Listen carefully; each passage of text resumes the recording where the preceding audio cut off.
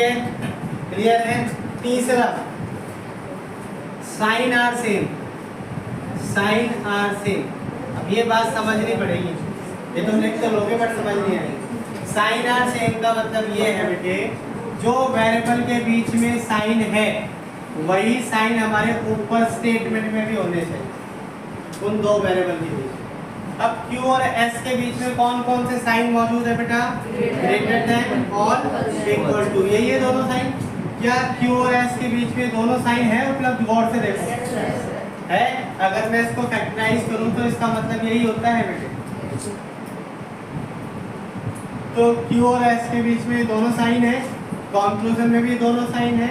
तो ये तीनों चीजें कहीं दिखाई दे तो वो केस बनाएगा किसमें बेटे? आई बनाएगा। आई बात समझ में क्लियर है सभी को?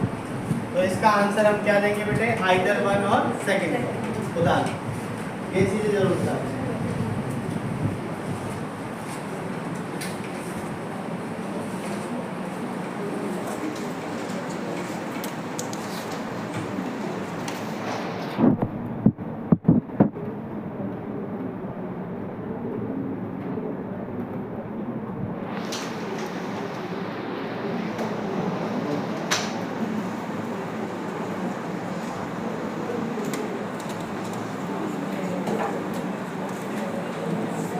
आइदर और में कोई डाउट तो नहीं है किसी को? क्या हुआ बेटा बताओ? इससे पहले का भी आया है नहीं आया? बता बेटा पहले पक्का? फिर ठीक है, बच गया। चलो देखो बेटा, मैं फिर समझा दूँ। ये हमारा सिंगल स्टेटमेंट है, ये कंक्लूजन है हमारी। मैंने पहले इसको सॉल्व करना चाहा, तो सॉल्व करने के लिए रूल बताए आपको, प्रायोरिटी लेवल बताए थे। मैंने इसके हिसाब से चेक किया तो मेरे दोनों कंक्लूजन गलत हो गए। दोनों गलत होते हैं हमारे माइंड में, एक बत्ती जलनी चाहिए जो कि उस टाइम पता नहीं जले नहीं चाहिए, ठीक है? तो चार्ज करके जाना अपने आप। तो दोनों गलत होते ही माइंड में एक आना चाहिए कि क्या ये आइदर और तो नहीं बनाए, क्योंकि दोनों गलत होते हैं तभी बनता है आइदर और, याद आता है। अब उसको चेक करने के लिए आईडी दी मैंने, क्या आईडी होनी चाहिए, क्या पहचान होनी चाहिए आइदर और की? दोनों कंक्लूजन गलत होने चाहिए पहला। दूसरा सब्जेक्ट एंड ऑब्जेक्ट सेम होने चाहिए, ये वेरिएबल सेम होने चाहिए दोनों कंक्लूजन में। और ये तीनों चीजें आपको कहाँ चेक करनी है? कंक्लूजन में ही चेक करनी है, स्टेटमेंट में मत करना। और signs are same, signs are same का मतलब जो कंक्लूजन में साइन दिए गए हैं वही उन दो वेरिएबल के बीच में साइन होना मौजूद जरूरी है, साइन होने चाहिए वो दोनों, ठीक है? अब दोनों गलत हो गए तो पता लगी क्या होगा, कैसे गलत हुए रूल के अकॉर्डिंग, क्योंकि यहाँ पर प्रायोरिटी हमारी दूसरी बन रही है ऊपर Q और S की, यहाँ पहली दी है और तीसरी दी है, इससे गलत हो गया। सब्जेक्ट प्रेडिकेट सेम हो गए, ये भी हो गया। साइन भी तो सेम ही है, देखो बेटा, ये ग्रेटर देन और इक्वल टू, यहाँ पे भी देखो ग्रेटर देन और इक्वल टू दोनों है, साइन भी सेम है, सब्जेक्ट प्रेडिकेट भी सेम है, दोनों गलत दिए। तो ये केस किस में गया? आई, ठीक है? आया समझ में सभी को? पक्का? अच्छा,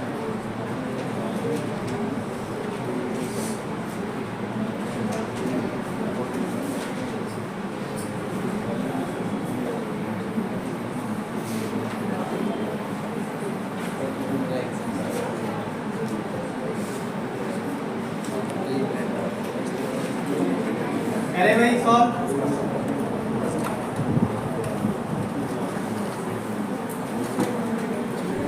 देखो,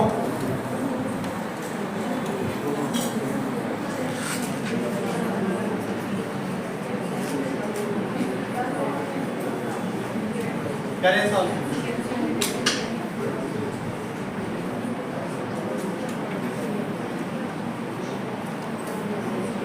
सॉल्व कर ले, ठीक है?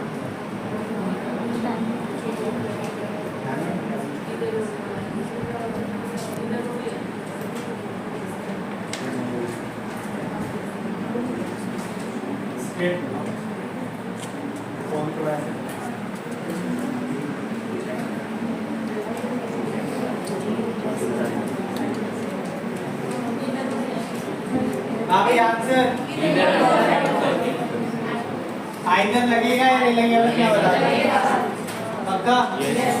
कितने बच्चे ऐसे हैं जो कह रहे हैं आइदर और नहीं लगेगा?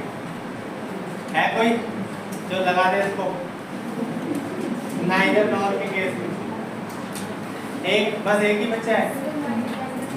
नाइदर नॉर दो, चलो हिम्मत बढ़ाओ, 2 से 4 हो जाएंगे।